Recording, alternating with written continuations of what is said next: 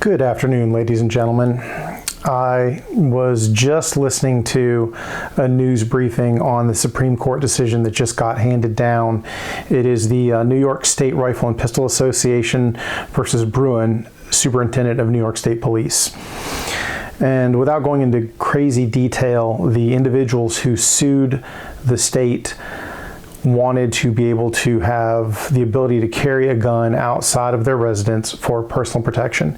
Not to go to the gun club, not to go hunting, not to take their gun to a gunsmith or a gun plumber.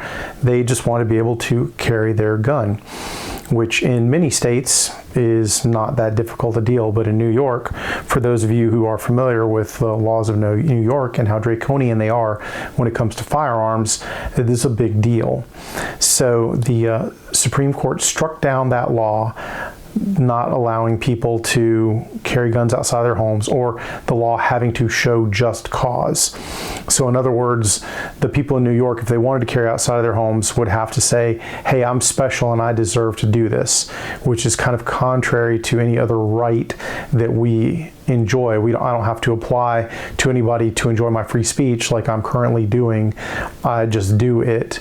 So the people of New York, the gentleman in question who sued, were alleging that same thing. Like, I want to be able to carry a gun outside of my home, and the Supreme Court agreed with them in a 6-2-3 decision.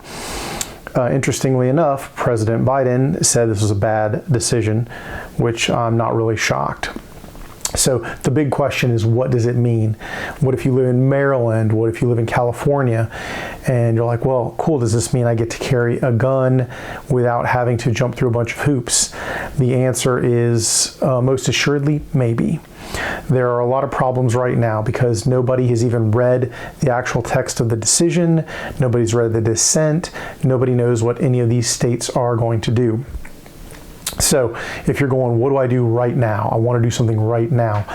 Unless you feel like engaging in becoming a test case, which could be time consuming and expensive and ultimately cause you real problems, I would advise you to wait. I'm just basically echoing what my friend Rob said, who is a brilliant legal scholar, and he was talking about this, and he asserts, and I agree, that this is a win for the pro-gun Second Amendment community. How big a win remains to be seen. So don't do anything crazy. Be happy with the result. I certainly am. 6-3 is a resounding set of or balance of the Supreme Court, which I'm sure you're probably going, well, that just falls, conservative to liberal lines. Well, it is what it is, guys. But right now, I'm happy. I'm cautiously optimistic, but I'm not going to start calling people, making plans to do crazy things, or telling people to start doing crazy things. Just wait and see, but enjoy the victory for what it is, guys. I'm going to keep this video short. I'm going to release this kind of outside of my normal, regular releases because I'm pretty stoked.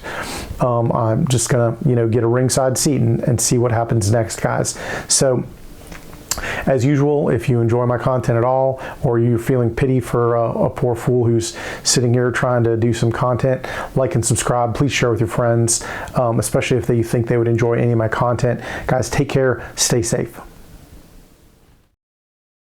Get him, Jay.